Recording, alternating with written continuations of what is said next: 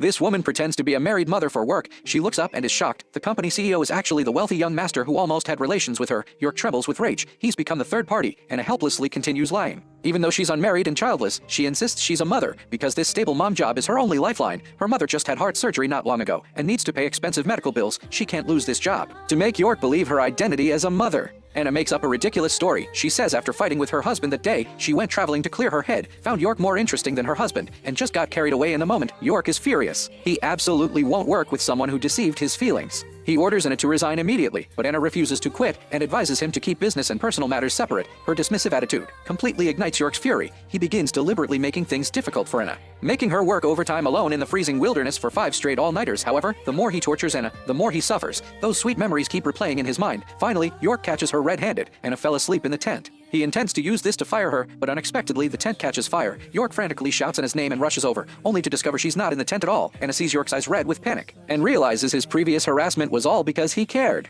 York hasn't come to the company for several days straight. The neglected Anna and the other moms refuse to give up. They don't want to go home and face the cold looks from their husbands and mothers-in-law, so they work day and night, finally rushing to complete the monitoring report. They entrust Anna to find York for his signature, but as soon as York sees her, he mocks her coldly. Anna says this report was painstakingly created by the moms. She begs York not to destroy the entire work group's efforts because of her. York thinks Anna is deliberately trying to gain sympathy, and it doesn't want the mom group's hard work to go to waste. She jumps down without hesitation when Anna is rescued from the water. She's still clutching the soaked report tightly in her hand. York looks at her like this, and the anger in his heart is gradually replaced by heartache.